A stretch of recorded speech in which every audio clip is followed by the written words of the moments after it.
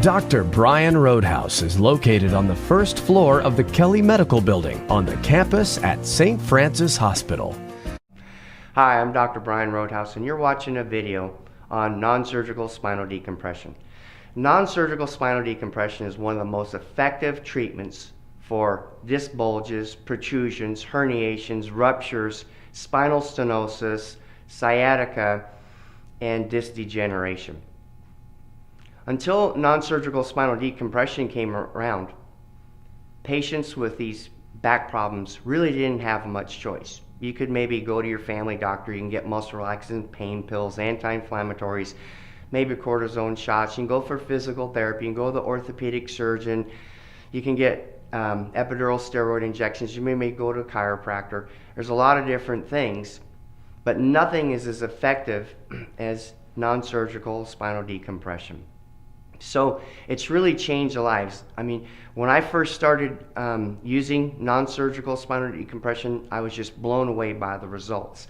When I first started taking care of patients, I would have people coming in with maybe one disc. Now, if I get a patient coming in with one disc, it's a rarity. Most of my patients have 2, 3, 4, and sometimes 5 discs. We have a YouTube channel that you can go and look at some of the patients that we've taken care of. Before we talk about non-surgical spinal decompression, why don't we talk about the anatomy so you'll understand it. Now this is a plastic model of the spine, and it's of the lumbar spine. But the premise that's true for the lumbar is also for other areas of the spine. So for sake of explanation, let's just talk about the lumbar spine since I have a model of it. Well, this is a lumbar vertebra, and in between it is a disc, and there's a lumbar vertebra on top. The disc right here is like a balloon filled with gel. Inside the middle of it is what's called a nucleus pulposus. That nucleus pulposus is like a hard piece of gristle or like a super ball that you used to play with when you were young. Now, two very important things in the anatomy are the anterior longitudinal ligament and the posterior longitudinal ligament. Their job is to keep that disc in the middle right here. They're called the great retaining wall of the spine. So what happens is that when you lift, bend, or twist or strain, it causes intradiscal pressure. So that intradiscal pressure exerts forces outward. And when that ligament is intact, it holds the disc in position. Now what happens is, over the years, this back ligament, the posterior longitudinal ligament, gets stretched or maybe partially torn from trauma. Could be a series of traumas, could be a one-time event. But basically what happens is this ligament stretches. When it stretches, it doesn't hold the lumbar disc in place. This nucleus then, when you exert intradiscal pressure there, starts moving back this way like that.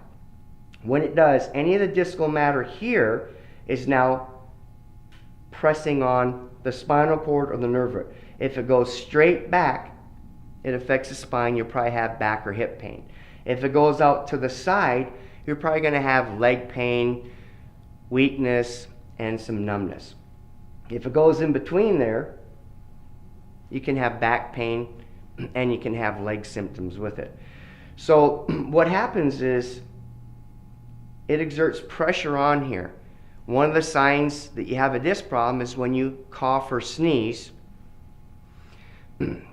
you're going to feel it in your back. Or if you're doing abdominal work, you do a sit-up or leg raise, you can feel it in your back. You should feel in your stomach. So what happens is this nucleus, when you do that, goes back like that and it pushes pressure towards the back. So what we want to do is we want to evaluate the patient and see if they're a candidate for non-surgical spinal decompression, because not everyone is. So what we want to do is examine them. You might have 4 discs, 3 discs, or 2 discs. There's usually one disc that's causing the problem. You might have heard of someone that went in and had back surgery, removed the disc, and they still had the symptoms. Well, if you have multiple discs, it can be a combination of discs causing the problem, or it could be one and the others are on their way to going bad, so you have to treat those too. What happens when you have surgery is they remove this part of the disc that's sticking out right here. And sometimes they'll remove part of the bone here to give it a little bit more room so that it doesn't cause as much problems. What surgery doesn't do is it doesn't get this nucleus to go back in, and so therefore the spine doesn't function the way it's supposed to. It puts an abnormal strain on the back and the disc can reoccur. The other thing surgery doesn't do is it doesn't tighten up this posterior longitudinal ligament. Non-surgical spinal decompression causes a minus 240 negative pressure inside the disc, and it pulls that nucleus back to where it needs to. Once that's done, then what happens is the same negative pressure that pulled the nucleus back in now pulls that ligament back and secures around there. That's why we have success with non-surgical spinal decompression.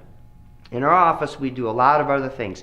We use the ATM too, because the research shows that just the pressure of a dime, that much pressure on the nerve, and you're only getting 40% maximum nerve supply to the supporting muscles of the spine in that area. So that's why a lot of people will do physical therapy, they'll do exercises. One of the things we do is the ATM too. And what we're able to do with this piece of equipment is we're able to disengage the big muscles and work on the little muscles of the spine, because as you get active again, the big muscles are going to do all the work, and they're never going to really let the small muscles of the spine that are about the width of about a thick rubber band, the multifidus, the rotatories, they're muscles of the spine. And so by not letting the big muscles do the work, the ATM then helps to rehab the little muscles of the spine. The other thing that we do with our patients is we put them on oxygen, because the disc has a poor blood and nerve supply. And so each red blood cell carries 4 oxygens, so we add oxygen to increase oxygen to the disc to speed up the healing process. I've had several patients that have tried decompression elsewhere, and there's a couple of factors.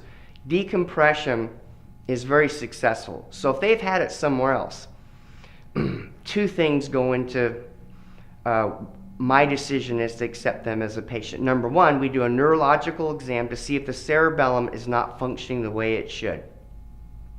The cerebellum has to do with terminating eye movement, balance, coordination, but the most important thing that it does in the spine conditions is that it controls the spinal musculature from the skull all the way down the sacrum.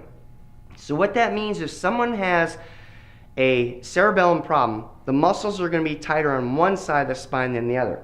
So when you're doing decompression, the patient is on a table, and that's what decompression does. So if you have a cerebellum problem and the muscles are tighter on this side, when you do decompression, it's going to be more like this, and it's not a true decompression. So if we do the neurological exam and we find out they have a cerebellum dysfunction, then we accept that patient. The other thing is there's different equipment out there. And the most common disc in the lower back is L5-S1, and in the neck it's C5-C6. So most of the tables, that's where their focus is of the decompression. So if you have a disc in other areas, most of it's going to go to L5-S1, and then a little bit's going to go to the other discs. Well, when you're standing here, and I don't have a full model of the lumbar spine, but when you're standing here looking at it from the side, your lumbar curve is like this. So the plane line of the disc on the low back in the lumbar L5 is going to be like this, L4, L3, L2, L1. As a matter of fact, when we get up in L1 and L2, we actually have to turn the patients over on their stomach and do the decompression that way. The table that I use can raise and lower, so we can change the angle of the pull on the decompression so we can effectively treat other levels. And I think that's why we have been receiving many new patients that have 2, 3, and 4 discs, because we're getting good at it and we're getting a lot of referrals. So anyway, if you have a back problem and you've tried epidural injections, you tried physical therapy, you've been to a chiropractor, hopefully you haven't had surgery, but I've had several patients that have had surgery.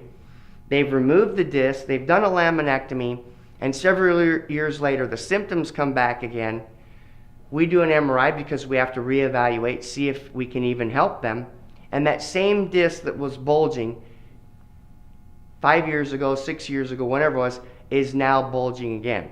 So trimming the disc and doing the laminectomy didn't fix the problem because it didn't get the nucleus back in, didn't get the ligament back in.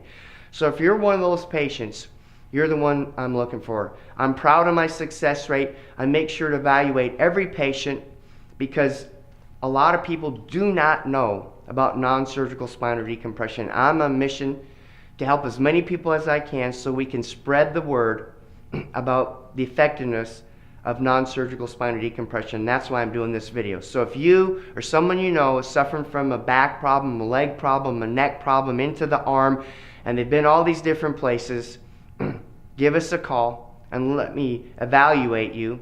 We'll need to see your MRIs or CTs, whatever you've done, any diagnostics. If you haven't had them, I can order them for you, and we'll be able to get to the bottom of this and see if we can't solve your back pain riddle. Thank you.